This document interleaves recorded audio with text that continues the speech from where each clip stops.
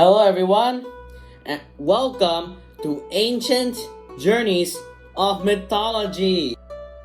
My name is Jane Koyo from Great Walt Disney, and today I'm going to be presenting about my journey to China. And it's one of the best traveling experiences I've ever had. It's a personal story of mine. Our journey started when we met our tour group in Soekarno-Hatta Airport. After that, we waited so long to the point it reached 2 a.m. because the plane that is going to China at that time only is available at around late at night. After we went on board, we took a 4-hour journey while resting, eating, watching videos on the plane seat. You know, those TV screens on the plane seat. We then arrived to Hong Kong International Airport in, the Hong Kong Special Administration Region, or the Hong Kong SAR in, China. That's where our first journey started in China. Oh boy, this journey is just getting started, because right when we entered Hong Kong, we had a serious issue. Apparently, according to China, bottles that are more than 100 milliliters aren't allowed and would be thrown. After we entered through the security scan, unfortunately my grandpa was detected with holding 100 milliliters, 100 milliliters of 4 100 milliliter bottles given earlier by our tour guide from the tour group. We had no choice but throw it away, but hey, we can eventually buy more bottles later. After that, we waited in the airport's waiting area, the gate.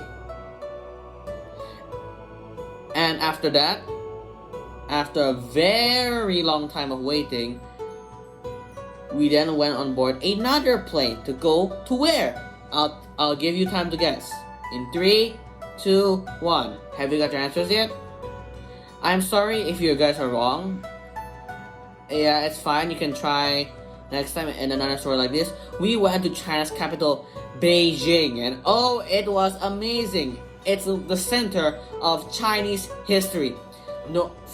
It's a center of revolutions, wars, battles, political uprisings. It's the center of everything in China's history. Right as we entered, we had to immediately wear our coats, jackets, and basically warm clothing because the temperature in that area at the time, during winter, was negative 3 degrees Celsius. Even when I took off my gloves for my hands to be in the open, my hands immediately started to hurt a lot.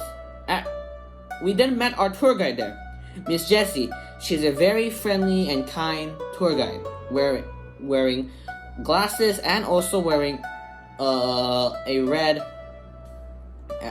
and maroonish winter coat, and also wearing lots of winter gear and a beanie for winter. After that, we immediately went to the center of China's history, the Forbidden City, the former imperial palace of multiple dynasties in China. We then learned about the many dynasties in China, about the emperors there, and the last emperor, Emperor Puyi, before he was overthrown by the Republican government in the 1911 revolution. After we arrived, we had to quickly go to Forbidden City because we learned that at 4 p.m. the building closes. The museum itself, it's closed. We are not allowed to enter. After we immediately entered the building, my legs hurt because our tour bus parked at a place that's very far away from Forbidden City, and at least it's worth it. We got to see many different places in Forbidden City. After that, we went to watch a Chinese stunt show with opera dancing, and it was amazing. The dancers had so much skill, flexibility, and precision and coordination within their dancing. And also there's some vehicle stunts, which is amazing. After that, we went to the hotel that our tour guide bought in Beijing, and after that, we rested for the night. The next day, We continued our journey in Beijing. It was like 6 a.m. Yet it was still night because apparently China's time zone is completely different with the other time zones around the globe. After that, we went to many different locations in Beijing, such as we went to Tiananmen Square, the Summer Palace, and we also went to the Great Wall of China, which was epic. Although I gave up climbing although I didn't even finish like half of the walking to half of the wall. I only gave up at the second tower. My feet really pained because the stairs were so tall.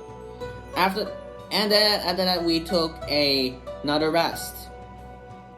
After that, we went to our next destination, a place in China that's filled with history of trauma, war, sadness, and tragedy, Nanjing.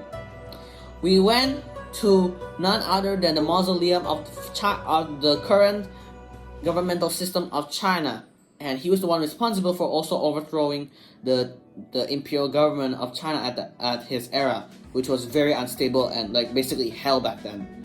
Sun Yat-sen, the father of the nation, which is his title. Unfortunately, his mausoleum is situated on a hill which is as tall as a 23-story building, and he had no choice but to other than climb up stairs. Very fun. After we went up, we saw his sarcophagus and statue, which honestly is filled with like sadness and hope for the future of China. After that, we went back down, and then we explored more places in Nanjing, such as a traditional marketplace in China, which had many stores, souvenirs, vehicles, and many restaurants. After that, we also visited a temple dedicated to Confucius, an ancient Chinese philosopher. After that, we went to Hangzhou, where we rode on a boat and circled around Yangtze River, one of the longest rivers in China, and one of the most ancient rivers in China, actually. After that, we went to a temple dedicated to a Chinese general, Yue Fei. He's extremely good in making war tactics, but then unfortunately his tactics had a cost, which led to his execution by the emperor, who feared that one day Yue Fei would overthrow him. Ever since then, after the emperor and empress's execution, there are statues of both the emperor and the empress tied up, and we had no choice but to hit it as tradition. Long story short, we also went to Wuxi, and we went to the filming place of The Romance of the Three Kingdoms, a Chinese drama and historical drama show, basically. It was very nice. And I got to wear an emperor's outfit, and I look like a true emperor. Very nice. Finally, after all those harrowing journeys, we finally went to the final place, the infamous Shanghai. When we went to Shanghai, we saw many buildings there, including the Shanghai Tower, Shanghai World Financial Center, and the Oriental Pearl Tower. And wow, the displays of the lights there are extremely good. There's even neon lights, pixels, and also we got to get a nice hotel, which the room isn't hot. Finally. But unfortunately, there's no YouTube there, because YouTube is banned in China. And on the final day, we went on the Oriental Pearl Tower, and we got an insanely good view. And also, scarily enough, I had the guts to go to the transparent observation deck. If you're wondering what that is, it's basically an observation deck in China, except the floor is made out of glass. So you're literally looking down like from a very tall height through glass. Basically, it looks like you're just floating.